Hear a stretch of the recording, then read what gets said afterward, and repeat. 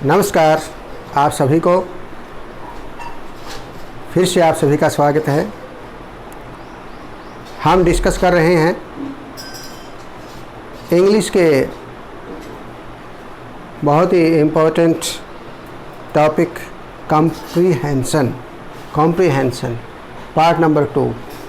इससे पहले हम पार्ट 1 में कॉम्प्रीहेंशन को डिटेल में डिस्कस कर चुके हैं कि क्या क्या एडवांटेज हैं कॉम्प्रीहेंशन के और किन किन मुख्य बातों का ध्यान रखना चाहिए जब हम कॉम्प्रीहेंशन के टॉपिक को सॉल्व करते हैं। तो हम सबको पता है, हमने डिस्कस किया पार्ट 1 में कि कॉम्प्रीहेंशन से स्टूडेंट्स की मेंटल एक्सरसाइज भी होती है, मानसिक प्रैक्टिस, मानसिक विकास, मेंटल डेवलपमेंट होता है कॉम्प्रीहेंशन से। तो कॉम्प्रीहेंशन बहुत ही इम्पोर्टेंट टॉपिक है और सभी कक्षाओं से रिलेटेड होता है, चाहे वो अनसीन पैसेज हो, चाहे टेक्सचुअल पैसेज हो। कई बार क्वेश्चन में प्रेस्क्राइब्ड जो सिलेबस होता है स्टूडेंट्स का, उसमें जो टेक्स्ट बुक होती है उसमें से कोई पैराग्राफ अर्थात पैसेज आता है और कई बार अनसीन पैसेज आता है जो प्रेस्क्राइब्ड सिलेबस से बाहर से लिया जाता है। किसी भी सोशल इवेंट से रिलेटेड हो सकता है, किसी भी सोशल प्रॉब्लम से रिलेटेड हो सकता है। तो हमने डिस्कस किया, दोबारा फिर हम डिस्कस कर रहे हैं। फर्स्ट पार्ट में हमने डिस्कस किया कि कॉम्प्रीहेंशन विद क्वेश्चन आंसर, जिसमें क्वेश्चन है और आंसर हमने खुद अपने हाथ से लिखे हैं पैसेज में से देख करके, छांट करके। अब इसमें मल्टीपल चॉइस क्वेश्चन हैं, अर्थात आंसर जो है वो मल्टीपल चॉइस के हैं, A, B, C, D, 4 में से कोई एक जो ऑप्शन है उसको एक को हमने चूज करना है जो करेक्ट है। और हालांकि कुछ स्टूडेंट सोचते हैं कि मल्टीपल चॉइस क्वेश्चन कॉम्प्रीहेंशन में मल्टीपल चॉइस क्वेश्चन वाला जो पैटर्न है वो कुछ आसान होता है, ये हम कह सकते हैं। लेकिन पैसेज को पढ़ना इसमें भी आपने 2-3 बार पढ़ना पड़ेगा। इसमें भी ये नहीं है कि पैसेज को बिना पढ़े आप वैसे ही किसी ऑप्शन को चूज कर लेंगे, वो इसमें मिलान करना पड़ेगा कि वास्तव में ये ऑप्शन करेक्ट है या नहीं है। हम देखते हैं इसमें। तो जैसे कि हम पार्ट 1 में भी डिस्कस कर चुके हैं कि जो लर्निंग स्किल्स हैं, जो सीखने की कला होती हैं 4, जैसे हमने फर्स्ट पार्ट में हमने 3 के बारे में ही आपको बताया था, स्पीकिंग, रीडिंग एंड राइटिंग। लेकिन में जो 4th स्किल है लिसनिंग, मैं उसके बारे में भी कह सकता हूँ कि हमारी चारों स्किल्स डेवलप होती हैं कॉम्प्रीहेंशन से। चाहे वो लिसनिंग हो, जब कोई पैसेज को पढ़ता है, चाहे वो टीचर पढ़े चाहे कोई स्टूडेंट पढ़े, तो बच्चे सुनते हैं। तो लिसनिंग जो स्किल है, सुनने की जो कला है, उसकी डेवलप हुई कि नहीं, विकसित हुई कि नहीं हुई। उसके बाद डिस्कस करते हैं, आपस में स्टूडेंट्स बोलते हैं, एक दूसरे से पूछते हैं, बोलने की कला, स्पीकिंग। फिर पढ़ते हैं और पढ़ने से क्या लाभ हुआ, रीडिंग करते हैं, क्या लाभ हुआ रीडिंग का, कि उनका प्रोनाउंसिएशन में सुधार हुआ, उच्चारण में सुधार हुआ, उनकी जो शब्दावली है, वोकैबुलरी है, उसमें सुधार हुआ। और जो सेंटेंस की जो ट्रांसलेशन है, उसका जो आइडिया है, उसके बारे में उसको नॉलेज हो जाता है रीडिंग करने से। और रीडिंग प्रैक्टिस जब करता है बच्चा तो लैंग्वेज उसकी स्ट्रॉन्ग हो जाती है, लैंग्वेज पे स्टूडेंट्स की पकड़ हो जाती है। तो ध्यान से यदि हम पढ़ेंगे तो हमारी listening, speaking, reading and writing skill भी डेवलप होगी। Let's start. Read the passage given below and answer the question that follow. फिर इस पैसेज को ध्यान से पढ़िए और जो क्वेश्चन नीचे दिए हुए हैं उनके आंसर लिखिए। Yoga is the ancient Indian system to keep a person fit in body and mind. Yoga, योग जिसको हम बोलते हैं, योग का मतलब होता है जोड़ना। योग एक सिस्टम है, एक प्रणाली है, ये शरीर को स्वस्थ रखने के लिए। योग प्राचीन भारतीय प्रणाली, एंशिएंट इंडियन सिस्टम, प्राचीन भारतीय प्रणाली व्यक्ति को, आदमी को शारीरिक और मानसिक, माइंड, शारीरिक बॉडी, शारीरिक और मानसिक रूप से फिट यानी स्वस्थ रखने की एक प्राचीन प्रणाली है। प्राचीन भारतीय प्रणाली है। क्या है प्राचीन भारतीय प्रणाली? योगा, जिससे मनुष्य का शरीर शारीरिक रूप से मनुष्य और मानसिक रूप से स्वस्थ रहता है।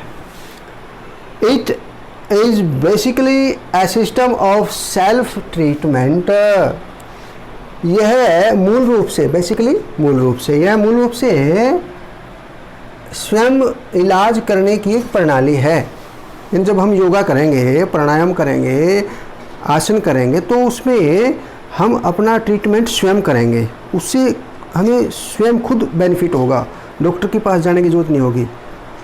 एक्टिव हो जाएगा हमारे body and mind, brain, our brain, heart and other important organs of the body.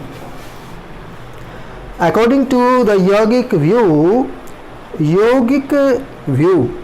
योग के दृष्टिकोण के अनुसार डिजीज, बीमारी, डिसऑर्डर्स, विकार एंड एलिमेंट्स, व्याधि, बीमारी एक ही होता है, एलिमेंट्स, व्याधि, बीमारी are the results of some faulty ways of living.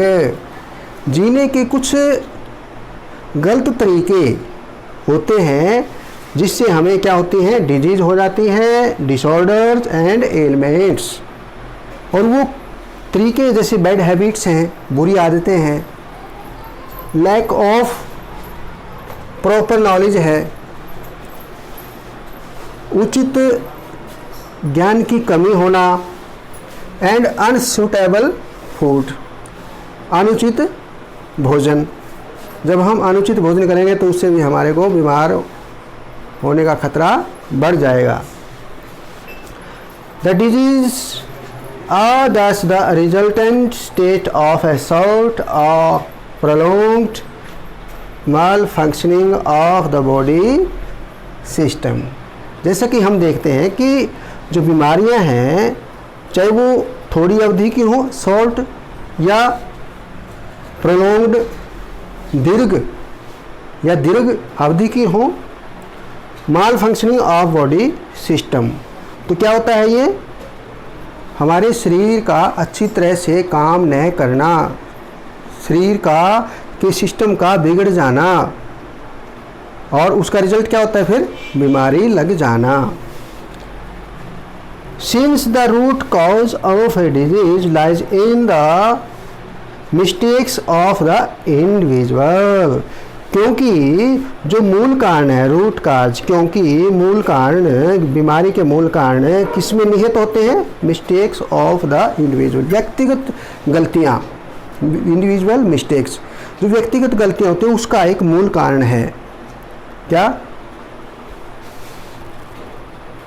Root cause of है डिजीज, बीमारी का मूल कारण क्या? व्यक्तिगत गलतियां। व्यक्ति अपने आप कुछ गलतियां करता रहता है। It's cure also lies in correcting the mistakes by the same individual. और इसका इलाज क्या है? कि वही व्यक्ति जिसने गलती की है उन गलतियों को ठीक कर ले, तो इसका इलाज भी हो जाता है। Thus yoga relies entirely on the efforts of the patient to cure himself। तो इसमें क्या देखा हमने? Thus yoga relies entirely, पूर्ण रूप से निर्भर होता है योग, योग पूर्ण रूप से निर्भर होता है किस पर? ऑन द एफर्ट, एफर्ट प्रयास, किसका प्रयास? ऑफ द पेशेंट, रोगी का, टू क्योर हिमसेल्फ, अपने आप को ठीक करना, अपने आप को ठीक करने का जो रोगी का अपना प्रयास होता है, योगा उस पर पूर्ण रूप से, एंटायरली पूर्ण रूप से क्या होता है? निर्भर होता है। The yoga expert shows only the path and works no more than as a counselor। जो योगा एक्सपर्ट होते हैं, योग के जो विशेषज्ञ हैं, वो हमें रास्ता दिखाते हैं, हमारा पथ प्रदर्शन तो करते हैं और हमारे सलाहकार के रूप में हमारी सहायता करते हैं, इससे ज़्यादा कुछ नहीं करते। वो सलाह देंगे हमारे को एज ए काउंसलर, सलाहकार के रूप में हमारा पथ प्रदर्शन वो करेंगे। The yogic practice of treatment comprises 3 steps, namely proper diet, proper yogic practice and proper knowledge of things concerning the self। अब देखो, जो योग का अभ्यास है, योगी का अभ्यास है, जो योगिक प्रैक्टिस, योग अभ्यास ट्रीटमेंट कंप्राइजेज 3 स्टेप्स, 3 मुख्य रूप से कदम, यानी 3 मुख्य बातें इसमें समाई हुई हैं योगी के अभ्यास में। कौन कौन सी हैं? प्रॉपर डाइट, उचित खान पान, प्रॉपर योगिक प्रैक्टिस, उचित योगाभ्यास, योग अभ्यास, and proper knowledge of things, और उन चीज़ों का उचित ज्ञान, किसका? कंसर्निंग द सेल्फ, जो हमारे स्वयं से निर्भर होती हैं, जो हम स्वयं से रिलेटेड होती हैं, जो बातें, उनका हमें ज्ञान हो, प्रॉपर डाइट हो एंड प्रॉपर योगिक प्रैक्टिस हो, योगाभ्यास हो। तो मुख्य रूप से 3 बातें होगी। The yogic practice of treatment comprises 3 steps, 3 steps हो गए इसमें, क्लियर है सबको? Next the question answer. अब इन क्वेश्चन आंसर को अब आपने देखना है, जैसे मैं एक बार हमने इसको रीड किया है, क्योंकि आप सभी देखते हैं कि कॉम्प्रिहेंशन का मतलब पठन बोध, the ability to understand something. ऐसे ही जब हम लेसन पढ़ते हैं ना, तो उसको भी हमने कॉम्प्रिहेंशन की तरह ही पढ़ना चाहिए, पठन बोध करना चाहिए, ताकि हमारे को पूरे लेसन की सेंस समझ में आ जाए, उसका मेन आइडिया, उसका जो आइडिया वो समझ में आ जाए। तो जब हम इसको 2 या 3 बार पढ़ेंगे, तो इसका जो मेन आइडिया है, जो ऑथर है, जो इसको लिखने वाला है, क्या कहना चाहता है वो, उसका भाव हमें समझ में आ जाना चाहिए। तो इसमें हमें एक बात क्लियर होगी कि योग की महत्ता के बारे में, इम्पोर्टेंस ऑफ योगा, योग का महत्व, मतलब योग का क्या क्या महत्व है, उसके बारे में इसमें डिटेल में बताया गया है कि डॉक्टर की भी जरूरत नहीं है यदि हम योग अभ्यास करते हैं तो पूरा सिस्टम इसमें बताया है, पता लग गया हमें। फिर उसके बाद हम देखते हैं इसमें कि किसी एक वर्ड का मीनिंग हमें ना भी आए, डोंट वरी, घबराने की जरूरत नहीं है। पूरा सेंटेंस को 2-3 बार पढ़िए आप, उसकी जो सेंस है, उसका जो भाव है, जो मेन आइडिया है, वो हमारे को क्लियर जरूर हो जाएगा अपने आप ही। और जब आप क्वेश्चन पढ़ते हैं तो क्वेश्चन को रिलेट करना है हमने उस पैसेज की लाइन के साथ। और एक और भ्रांति कई बार बच्चों में होती है कि फर्स्ट क्वेश्चन पहली 1-2 लाइन में पूछा जाता है, पहली 1-2 लाइन से रिलेटेड होता है फर्स्ट क्वेश्चन, सेकंड उससे आगे रिलेटेड होता है, उससे आगे रिलेटेड होता है, ऐसा नहीं है। कई बार ऐसा होता है कि हमारा जो फर्स्ट क्वेश्चन है वो शायद हमें लास्ट लाइन में मिले, और जो सबसे लास्ट का क्वेश्चन है हो सकता है वो फर्स्ट लाइन में हो। तो इसलिए हमने ध्यान से वॉच करना है, ध्यान से पढ़ना है, इसको पठन बोध करना है, जल्दबाजी में नहीं पढ़ना, मतलब समझ के साथ पढ़ना है, ताकि हमें को पता लग जाए कि फर्स्ट क्वेश्चन का आंसर कहाँ छुपा हुआ है। First question is what is the benefit of yoga, yoga का बेनिफिट क्या है। आप इसमें देख सकते हैं कि योगा का बेनिफिट है, आप इसमें देख सकते हैं। पहले हम इसके आंसर भी देखते हैं और इसके साथ इसमें ऑप्शन जो दिए हुए हैं, कीप्स अ पर्सन रिच, एक व्यक्ति को क्या करता है वो अमीर बनाता है।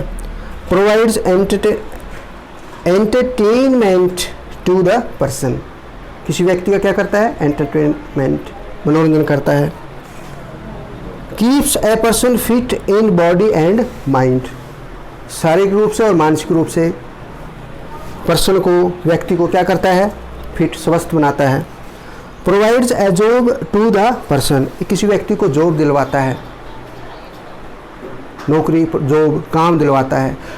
तो हम देखते हैं इसमें yoga is the ancient Indian system to keep a person fit in body and mind. तो इसमें हम देख सकते हैं कि हमारा जो फर्स्ट क्वेश्चन है is related to first line, first line में छुपा हुआ है। तो ये लाइन हमारे इसमें है, keeps A person fit in body and mind, keeps A person fit in body, keeps A person fit in body and mind.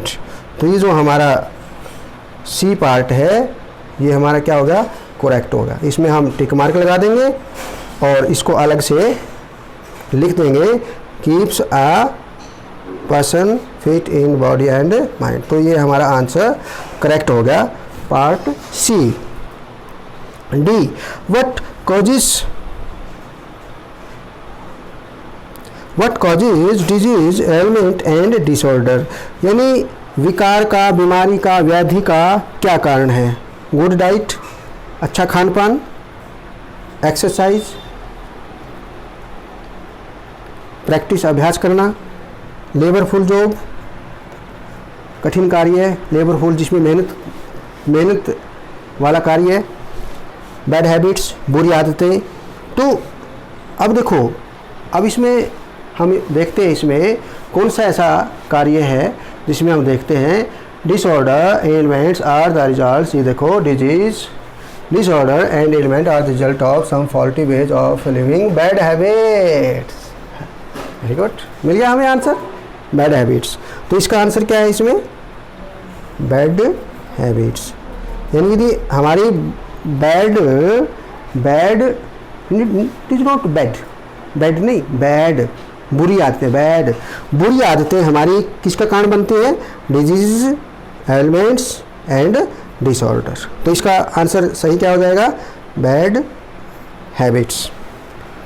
Next, what does yoga rely on entirely, पूर्ण रूप से योगा किस पर निर्भर है, medical treatment, good diet, efforts of the patient to cure himself and allopathic treatment. तो इसमें देखते हैं हम, thus yoga relies entirely on the effort of the patient. देखो ये effort of the patient to cure himself, effort of the patient to cure himself. तो इसका answer क्या होगा, सी, करेक्ट, इट इज़ करेक्ट। तो हम इसको एज ए आंसर लिख देंगे। इसमें ए, बी, सी और डी में 4 ऑप्शन है, इसमें एक 1 is correct. How does a yoga expert work, yoga expert किस प्रकार से काम करता है, टीचर के रूप में, गाइड के रूप में, फिजिशियन के रूप में, काउंसलर के रूप में।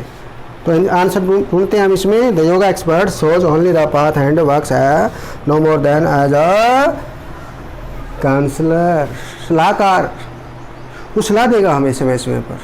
एक काउंसलर भी होता है, काउंसिल, COUNCI, उसमें CI होता है, CILLOR, counsellor.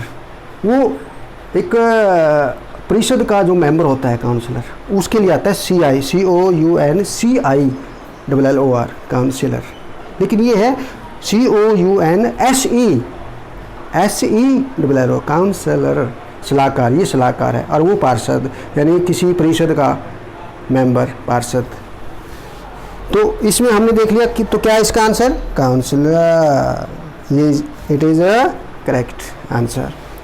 Which one is not the part of the yogic practice of treatment, जो योग अभ्यास, इलाज का जो योग अभ्यास है उसका पार्ट नहीं है, नीचे इनमें से चारों में से कौन सा पार्ट नहीं है, देखें, प्रॉपर मेडिकल ट्रीटमेंट, प्रॉपर यौगिक प्रैक्टिस। प्रॉपर यौगिक प्रैक्टिस तो होती है हमें, देखो प्रॉपर यौगिक प्रैक्टिस तो पार्ट है। यौगिक प्रैक्टिस का पार्ट है ये तो, कि प्रॉपर योगिक प्रैक्टिस, ये तो इसका पार्ट है। Proper knowledge of thing, proper knowledge of thing, ये भी पार्ट है। प्रॉपर डाइट, ये भी पार्ट है। तो तीनों पार्ट हो गए, ये भी पार्ट है इसका, ये भी इसका पार्ट है, ये भी पार्ट है। तो पार्ट कौन सा नहीं है? फर्स्ट नहीं है, प्रॉपर मेडिकल ट्रीटमेंट। यानी मेडिकल ट्रीटमेंट की तो जरूरत नहीं है, हमें प्रॉपर यौगिक प्रैक्टिस करनी है, योग अभ्यास करना है। प्रॉपर नॉलेज ऑफ थिंग, जो हमारे संबंधित बातें हैं उनका हमें नॉलेज होना चाहिए, और प्रॉपर डाइट, उचित खान पान होना चाहिए हमारे। तो ये तो भाग है, कौन सा पार्ट नहीं है इसका? ये नहीं है। तो इसका ये आंसर क्या होगा? ये होगा। बोलो correct? Okay. Yoga is a system of, प्रणाली, योगा एक सिस्टम ऑफ। इसका अब आंसर इसका ढूंढते हैं, देखें कहाँ पर है।